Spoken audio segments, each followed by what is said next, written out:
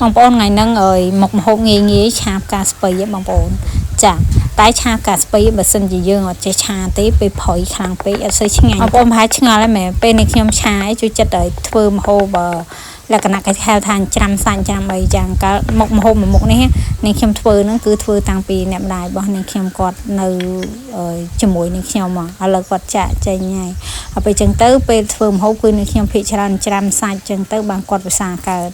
ចឹងទៅយើងជាកូនយើងត្រូវគិតចំណុចអស់ហ្នឹងដែរចឹងណាចាចឹងនេះខ្ញុំធ្វើនេះគឺ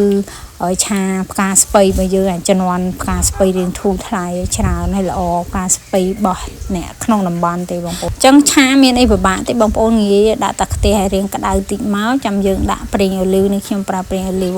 តោះមកចាំយើងដាក់ជាមួយនឹងខ្ទឹមពងខ្ទឹមបាច់ដល់ខ្លោចខ្លាំងពេកឯងមកល្មមឈ្ងុយឆ្ងាញ់ទៅចាំយើងយកគ្រឿងផ្សំផ្សេងក៏ដូចជាសាច់អីមកដាក់ចឹងណាបងចាពេលយើងចាប់ផ្ដើមយកសាច់យកអីមកដាក់ហ្នឹងបងប្អូនគឺយើងត្រូវការបន្តកូរវានិ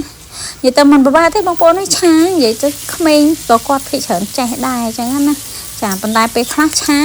បើសិនជាយើងចង់ឆាឆ្ងាញ់តើតែយើងហាន់សាច់ឲ្យរាងស្ដើងឬក៏យើងច្រាំសាច់អីចឹងណាពេលលីងសាច់អីលីងអីរបស់យើងរៀងចូលជាតិហើយយើងថែមគ្រឿងផ្សេងតាមចំណង់ចំណូលចិត្តបងប្អូនទៅមានប្រេងខ្យងទឹកត្រីទឹកស៊ីអ៊ីវឬក៏ដូចជាអំបិលជីងស្ករតាមនឹងទៅចាតមកទៀតយើងយកបន្លែយើងមកដាក់ភ្លាមមកពោះសាច់គោមកមុំវាសពបយើងដាក់បន្លែជោគត្រឡប់មកបងប្អូនដាក់ភ្លើងរៀងខ្លាំងតិចមកពេលយើងឆាពេលដែលយើងដាក់បន្លែហ្នឹងបើមិនចឹងវារៀងកពុលចាពេលចឹងយើងត្រឡប់ចុះត្រឡប់ឡើងមើលបងប្អូនឃើញនេះខ្ញុំដាក់ភ្លើងរៀងច្រើនអញ្ចឹងណាចាត្រឡប់ចុះត្រឡប់ឡើងកុំឈប់បងប្អូនទៅឈប់ដឹងអាជ្រប់កន្លែងខ្លះជប់អត់ឆ្ងាញ់ទេអញ្ចឹងពេលយើងឲ្យត្រឡប់វាបានសពលាយជាមួយសាច់និងគ្រឿងអីរួចរាល់ហើយអាហ្នឹងចាំយើងថែមអីផ្សេងទៀតតាមហ្នឹងទៅដូចជាបងប្អូនខ្លះក៏អាចដាក់ទឹកម្ចាស់អីចឹងទៅក៏បើនៅតាមហាងពេលខ្លះគេមានទឹកស៊ុបទឹកអីចឹងទៅគេដាក់ទឹកស៊ុបដាក់អីទៅចានេះខ្ញុំដាក់ទឹកជាយើងធម្មតាមកស្ទុះទៅពេលដែលវារៀងឆ្អិនហើយយើងចាប់ផ្ដើមថែមបន្លែដូចជាថែមបន្លែថែមផ្លឹកខ្ទឹមបងប្អូនចា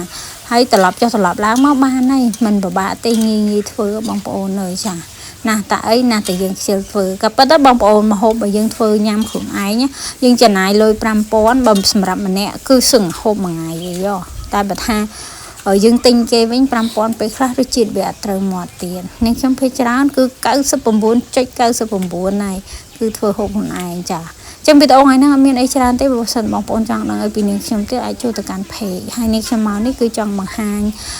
ការធ្វើញ៉ាំខ្លួនឯងទេមិនមែនជាការបង្រៀនទេអរគុណច្រើនណាស់បងប្អូនទាំងអស់គ្នាជម្រាបលាបាយបាយ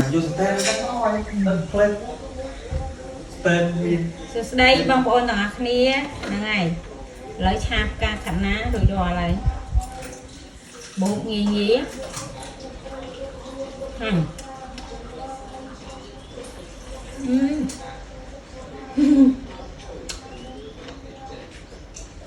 ញ៉ាំលេងទៅបាន